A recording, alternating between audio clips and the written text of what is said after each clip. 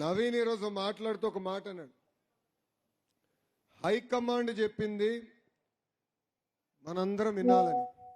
నేను ఏకీభవించట్లేదు ఆ విషయం పైన. ఎందుకంటే మా హైకమాండ్ మా ముందల కూర్చున్న వారు. మీరు చెప్పింది మేము పాటిస్తాం.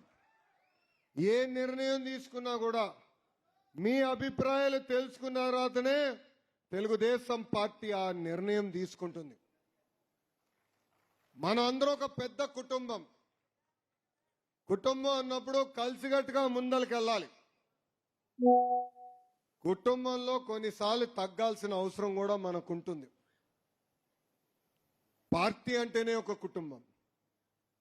మనందరం మీకు అనుకూలంగా మీకు కావాల్సిన నిర్ణయాలు తీసుకునేదానికి మేమున్నాం ఇక్కడ. నేను క్రియాశీలక రాజకీయాల్లోకి వచ్చి 13 సంవత్సరాలైంది. వాస్తవంగా ఆ పసుపు చొక్కా చూసిన, ఆ పసుపు కండవ చూసిన, ఆ పసుపు జెండా చూసినా మనందరికి ఒక ఎమోషన్.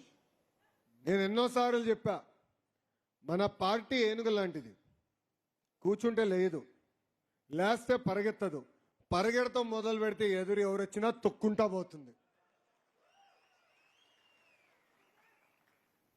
కేసులు పెట్టారు, జైలుకు పంపించారు. మన అధ్యక్షులు చంద్రబాబు నాయుడు గారిని 53 రోజులు జైల్లో బంధిస్తే మీరు నాకు అండగా నిలబడ్డారు, మీరు నాకు భరోసా ఇచ్చారు. బాబు గారికి బెయిల్ వచ్చిన రోజు నేను కలిసా. ఆ రోజు ఆయన బయటకు వచ్చే ముందర ఇంకో మాట చెప్పా. సార్, ఎలాంటి పార్టీ మీరు తయారు చేశారో ఒక్కసారి మీకు చెప్పాలి.